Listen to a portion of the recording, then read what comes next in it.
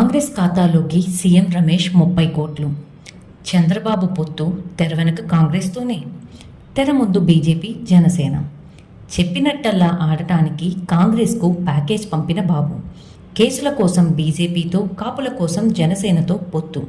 2019లో ఓడిన వెంటనే సీఎం రమేష్ను బీజేపీలోకి పంపిన బాబు ఆయన ద్వారానే 2023లో కాంగ్రెస్కు 30 కోట్ల నిధులు సమకూర్చారు. నిధులు అందాకే షర్మిల పార్టీ విలీనం, ఏపీ పీసీసీగా నియామకం. ఆది నుంచి జగన్ టార్గెట్గా విమర్శలు. ఇప్పుడు కడపలో కూడా పోటీ. పీకే, షర్మిల, పవన్ సహా బాబు బ్యాచ్ మొత్తానికి ప్రత్యేక విమానం కూడా సీఎం రమేష్దే. కుట్రలలో తన రికార్డ్ తానే బద్దలు కొట్టుకుంటున్న నారా కుట్రల నాయుడు. తెలుగుదేశం పార్టీ, కాంగ్రెస్ వేరువేరు కాదని, రాష్ట్రంలో కాంగ్రెస్ను చంద్రబాబు నాయుడే డబ్బులిచ్చి నడిపిస్తున్నారని మరోసారి స్పష్టంగా ఆధారాలతో బట్టబయలైంది. అధికారికంగా జనసేనతోనూ, అనధికారికంగా కాంగ్రెస్తోనూ అంటకాగుతూనే ఉన్నారని స్పష్టంగా వెల్లడవుతుంది. కాంగ్రెస్కు భారీ ప్యాకేజ్ ఇచ్చి ఏపీ కాంగ్రెస్లో తాను చెప్పినట్టు నడిచేలా చేసుకున్నాడు బాబు. ఎలక్టోరల్ బాండ్ల ద్వారా కాంగ్రెస్కు 30 కోట్లు అప్పచెప్పిన బాబు అనధికారికంగా ఎన్ని వందల కోట్లు ముట్ట చెప్పారో ఊహించడం కూడా కష్టమే. సీఎం రమేష్ బీజేపీతో ఉన్న 100% చంద్రబాబు మనిషి. చంద్రబాబు సీఎంగా ఉన్నప్పుడు రిత్విక్ అనే సంస్థను స్థాపించి చంద్రబాబు నుంచి 1000 కోట్ల కాంట్రాక్టులు పొంది 1000 కోట్లకు ఎదిగాడు. సొంత విమానం కొనే స్థాయికి ఎదిగాడు.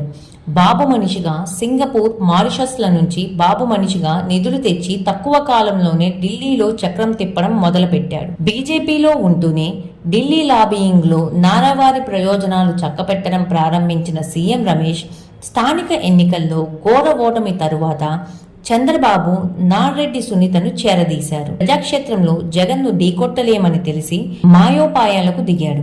వివేక హత్య కేసును అడ్డుపెట్టుకుని వైఎస్ కుటుంబంలో చిచ్చు పెట్టడం ప్రారంభించాడు. వివేక హత్య కేసులో తన భర్త పాత్ర బయటపడి ఇరుక్కుంటాడేమో అని భయపడుతున్న సునీతను చేరదీసి, అధికారం ఆశ చూపి షర్మిలను చేరదీసి తన వైపు తిప్పుకున్నాడు. షర్మిల నేరుగా టీడీపీలో చేరితే ఎవరూ నమ్మరు. అందుకనే శిష్యుడు రేవంత్ రెడ్డి చేత వైఎస్ఆర్టీపీని కాంగ్రెస్లో విలీనమయ్యేలా చేసి ఎలక్ట్రాల్ బాండ్ల రూపంలో కాంగ్రెస్ చిల్లర ఖర్చుల కోసం 30 కోట్లు ఇచ్చారు.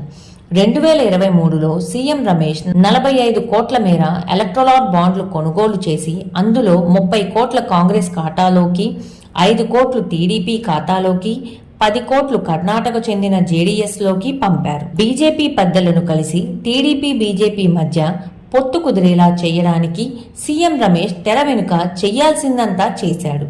CM Ramesh company Ritvik project ద్వారా కాంగ్రెస్కు ఇచ్చిన ఎలక్ట్రల్ బాండ్లు, ఒక్కొక్క బాండ్ల విలువ 1 కోటి, ఇలాంటివి 30 బాండ్లను కాంగ్రెస్కి అందజేశారు.